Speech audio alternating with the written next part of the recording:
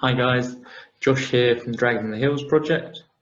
We're here today for our second instalment of Stories and Histories of South Armagh. I'm really excited today to be being joined by author and local mountain woman Mary Murphy. Now, I've known Mary for many years through her fantastic work on red squirrel conservation, and I've always been quite amazed by her ability to know of all the little ongoings on a local mountain. So a very, very warm welcome to Mary. Thank you ever so much for taking the time to talk to us today, and I'm really looking forward to hearing of the stories of growing up and around Slieve Gullion. Over to you, Mary. These are tales from the Slieve Gullion area. Slieve Gullion is part of our history, mythology, and folklore. It's like a mother figure protecting the valley and its people. The trees that once covered part of the mountain were planted as a government scheme in the 50s to get men off the dole. I don't remember what the mountain was like before the trees were planted. The roads were blasted out and all the mountains in the area were planted. Many local men worked there for their lifetime. I now live on the mountain, but I was reared at the top of the Longfield Road near Corkhill. On summer Sundays, we headed for the Cargus. This is an outcrop of rocks on the Clahinia side of the mountain. Clahinia is between the mountain and Drummondtee. Clahinia was once the site of an old monastery and is a wild, rugged and often mysterious place that backs onto the mountain. It is the townland next to Longfield. On our way to the Cargus, we always took a shortcut through the Whoppers, which is an old ruined house on the Longfield Road. We had an old neighbour called Johnny who told us that the man who lived in the Whoppers had stolen the lead from the roof of the parochial house in Drummondtee and sold it for making bullets during the First World War. The parish priest was left there with the rain pouring in on the top of him, and naturally enough he put a curse on the person who had done this dirty deed. After that, the family went to rack and ruin. Or so he said. In springtime, hundreds of daffodils grow under the beech trees, but Johnny said there was no luck in picking them because the place was haunted. He told us that another neighbour who used to cycle up past our house was a changeling, that the fairies had stolen the good child and left a fairy child. It was said that if a happy and contented baby suddenly stopped thriving and became difficult and whiny, that the fairies had taken that good baby and replaced it with an exact replica, known as a changeling. There is also a difficult side to this because sometimes a baby would vanish and it was said to have been taken by the fairies. But now they speculate that darker deeds were afoot. We weren't convinced that this man, who was almost 6 foot tall and rode a bike, was a fairy. But even though we had our doubts, strange lights were seen near his house after he died. Were the fairies having their own wake for him? Or was it the will-o'-the-wisp? There is little talk of the will-o'-the-wisp now, but it was once thought to be fairy lights leading people into bog holes. I think it was methane gas burning off on bogs. But nowadays it isn't seen because there's too much lake pollution and fewer people are walking in the dark. Our old neighbour Johnny and his brother and sister were very superstitious. They kept a piece of red flannel tied to the cow's tail to prevent any ill-intentioned person from overlooking it or putting the blink on it. The blink was like an unspoken curse and could cause the cow to stop milking or having calves. Someone could also overlook your churn, and that would stop you producing any butter. When a family member died, these old people would open their door wide and prop a chair against it so that this dead person's soul could find its way out. Johnny also told us the 2 trees growing in the field beside his house had been hanging trees, and that the ghost of a hangman could be seen there. He said that red-haired women were bad luck, and if he was going to the fair with his cattle and met a red-haired woman, he'd turn back. My sister and I are both redheads, and we went to his house on New Year's Day to first foot him, but he wouldn't let us in. Around the back of the Whoppers was a pear tree. Hadn't been pruned in years, but we tried eating them anyway. They were very bitter. Johnny said everything about that place was cursed. But an old lady told me that her father had been a police sergeant in Forkhill, and as a child in 1911 she lived in the Whoppers, and she remembered running down the avenue on her way to school. She said it was beautiful then. But the beech trees now seem to have reached their lifespan, and every year more of them crash down. On the Cargus we spent our time climbing the rocks, playing in the waterfall and the bracken, and we didn't come home until the sun went down.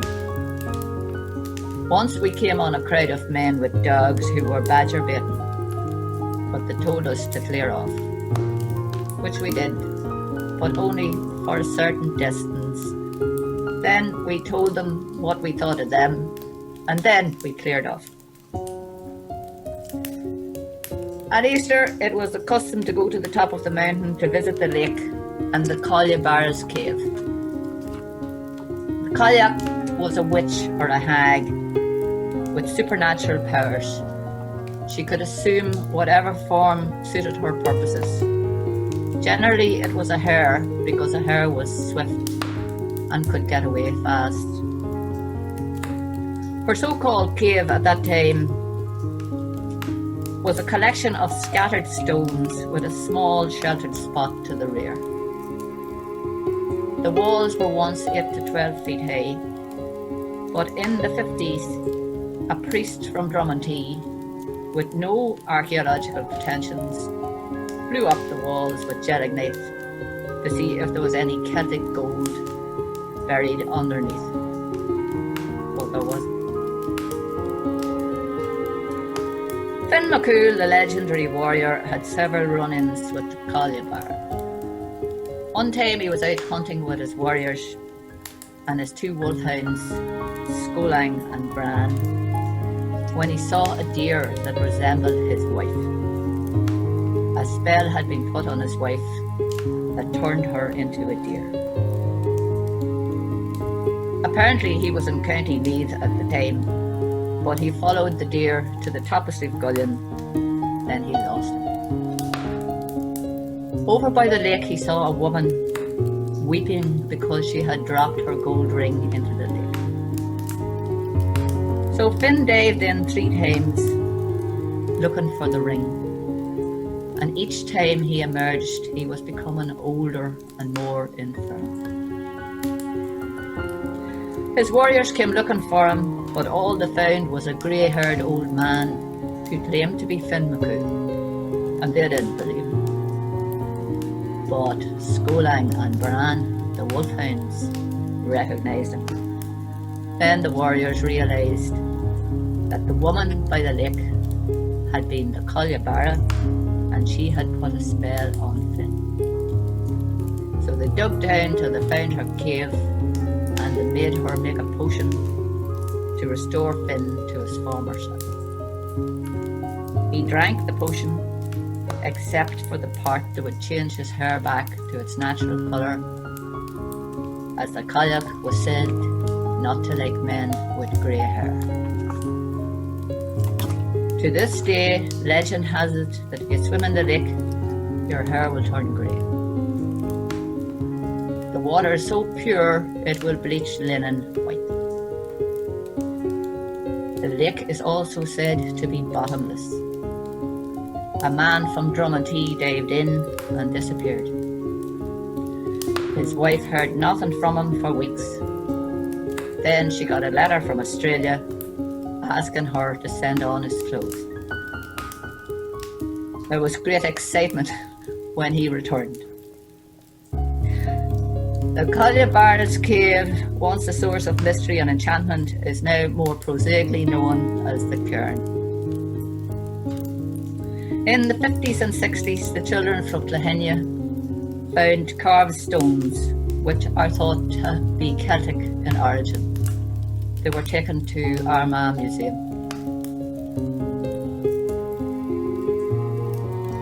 A woman with a daughter close to our age lived higher up the mountain and came down about 3 times a year to get supplies.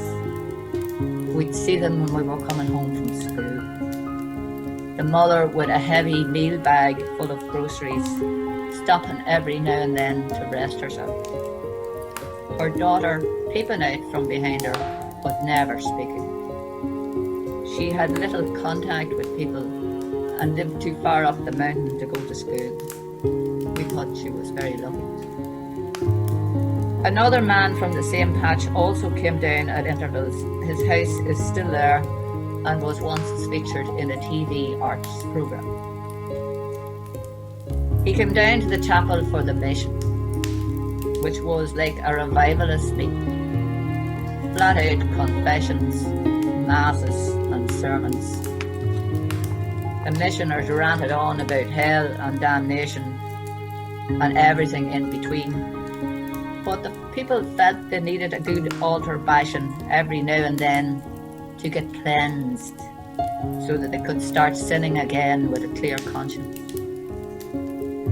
The missioners went up the mountains and into outlying places looking for these old boys, the sinners that didn't come down. But most of them saw them coming and were long gone before they reached the houses. One man came down after being up on the mountain for about 6 months, and he came to a house and he was looking in through a hole in the fence to see what people were doing in their garden when a dog bit him on the nose. He took the dog owner to court, but the magistrate said he shouldn't be poking his nose into other people's business or yards. Recently, another old mountain man moved down into a more modern house that had a stove, a cooker with shiny black ceramic hobs. This old man was fond of a fray, and a neighbour who was visiting them said, "Are you still using the pan?" He says, "No, you don't need a pan with this stove. You just break your eggs there on the top of it." I wouldn't like to be cleaning it after. In the 50s, many people left everything and went to England. A whole family from the Longfield side of the mountain moved away to live in Leicester, carrying their lives in their suitcases. The tree planting scheme had started at that time, so their land may have been bought by compulsory purchase so that gave them the money to start anew. They never came back, none of them, which I can't understand anyone living in the city when they could live on a mountain. On the rock up near the Cargas lived Maggie. She was cheerful and chatty and of uncertain age, always buzzing about on her bicycle. I don't know if she was in touch with the dark forces, but she kept strange hours. She was always out in the middle of the night, gathering firewood on the Cargas. And she did a bit of farming as well, and a lot of it was done at night. One night during the Troubles, I was driving on a lonely part of Clahinia when I suddenly came on a roadblock. With two wooden poles were stretched across the road. It was very eerie, and I wondered if I was about to be hijacked. Reversing back was out of the question, so I sat there wondering what to do. On Clahinia, no one can hear you scream. And even if they did, they might think it was the banshee, or more likely a goat. Goats can have weird, blood-curdling, strangulated cries. Then, suddenly, some cows appeared. Turned out it was Maggie. She had blocked the road to transfer her cattle across it. And then she put her nose to the glass to look in at me. Well, it took me a few days to get over the fright of that. She was always dressed in black and wore a headscarf. She kind of looked like a Clahinia Morticia. Then she replaced the poles and waved me on. A banshee is said to haunt the old house down the road from us. She has been seen sitting on the ditch, screeching and brushing her hair. But I never saw anything there except a cow that looked like a donkey. This area is full of Murphys, a nightmare for the postman, but each family has a nickname to identify them, and everybody knows everybody else. One old fella used to say to us, "I'd know your skin on a bush," so no DNA test was required. I was in the post office one day when a stranger came in, asking for directions to where Pat Murphy lived. The postmistress immediately launched into a litany of questions. Is it Big Pat or Wee Pat? Thin Pat or Fat Pat? Pat on the hill or Pat in the hollow? Pat with the glasses or Pat with the cap? Pat with the limp or Pat with the stammer? Has he got buck teeth? The man explained it was Pat the diesel mechanic, and she says, "Sure, he's dead." The man said, "Well, he wasn't an hour ago," and he went away off, bemused, to ask somebody else. On the Mullaban side of the mountain are two abandoned houses that once belonged to families called McGee. The McGees were driven out of their stronghold in Eilean McGee by the Redcoats. I think it was the 1600s, and they arrived on Slieve Gullion in the middle of the night. Some settled there and started quarrying stone to make a living. There is a small quarry near my house, and there's other evidence of stone cutting on the mountain. Our house, a former forestry cottage, was built in 1959 on the site of a Celtic fort, which was excavated by Armagh Museum before the house was built. When we came to live on the mountain, tall pine trees grew up to the roadside, and pine marten and red squirrels climbed in the branches. The wild goats were so timid they'd vanish in a flash. Now they'd hardly get off the road to let you pass by, and nobody went walking. The old dwellings nestling among the pine trees had outhouses and wells, and were shaded by sycamore and ash. Clay pipes bought for wakes were buried in the ditches. Although it was a tradition to offer everyone a pipe, some had never been used, and a new set was bought for each wake. The old bottles we found were mostly Powers whiskey. They were made from thick, milky blue glass with bubbles in it.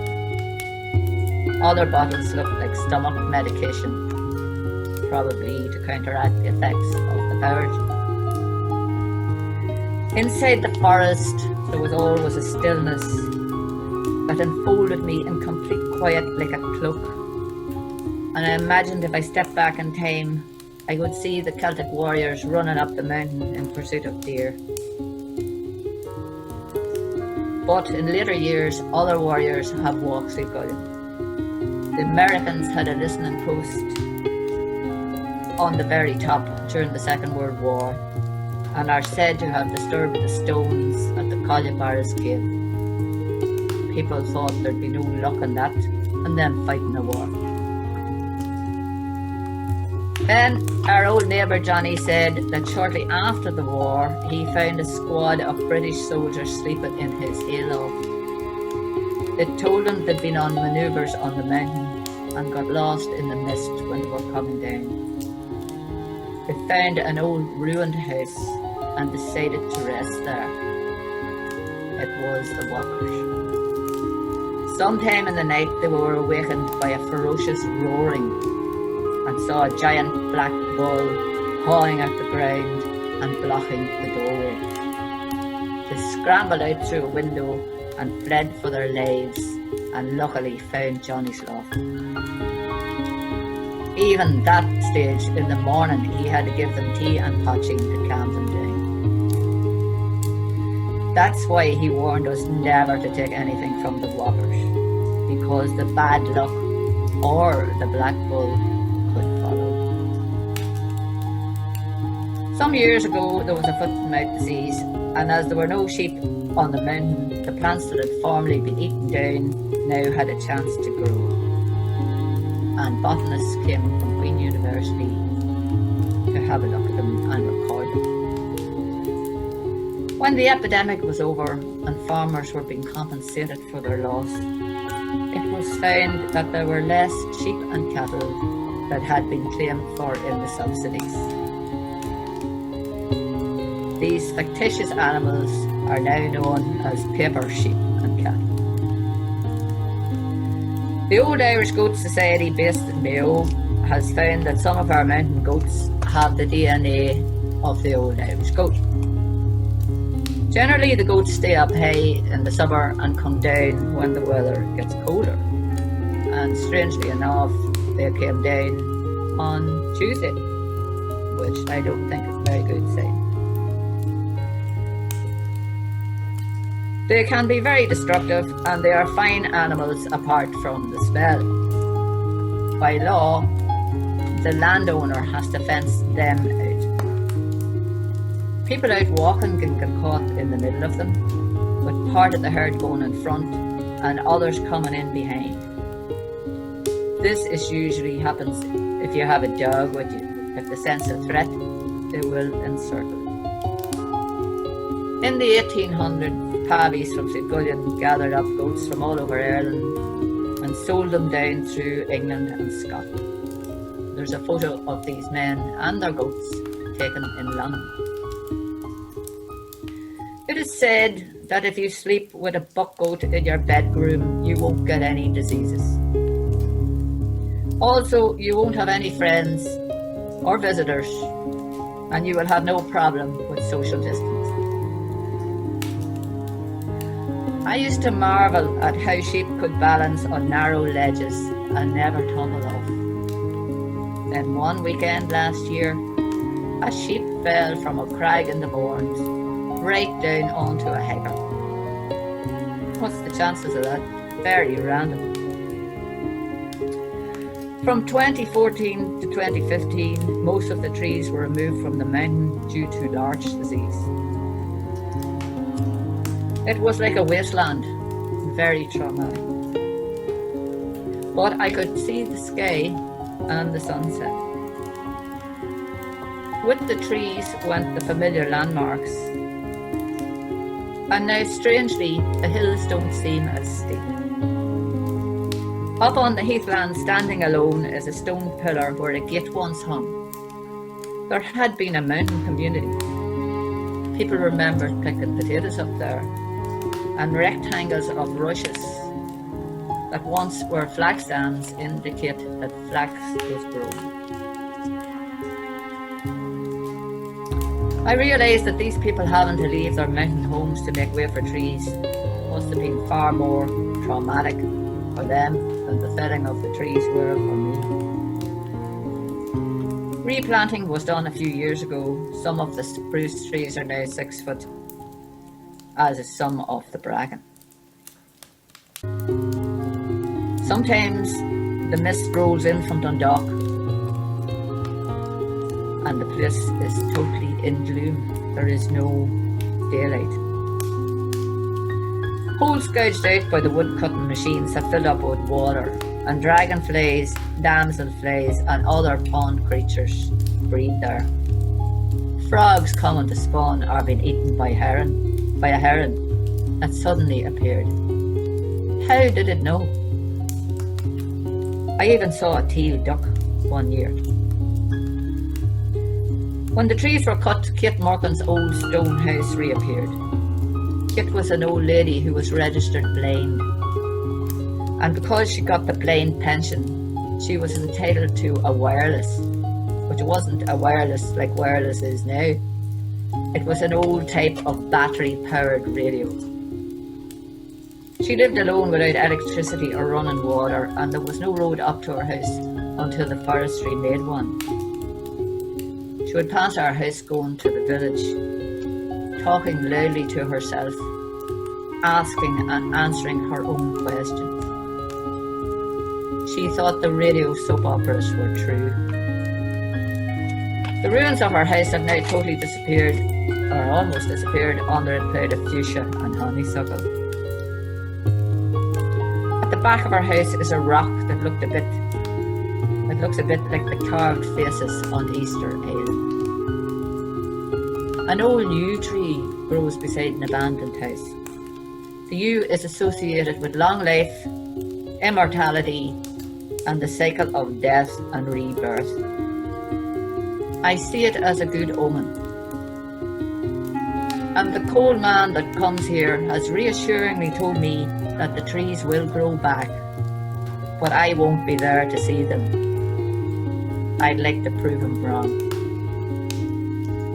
I hope you prove him wrong as well, Mary. Thank you ever so much for taking the time and sharing that incredible eclectic collection of stories, tales, mythology from Slieve Gullion.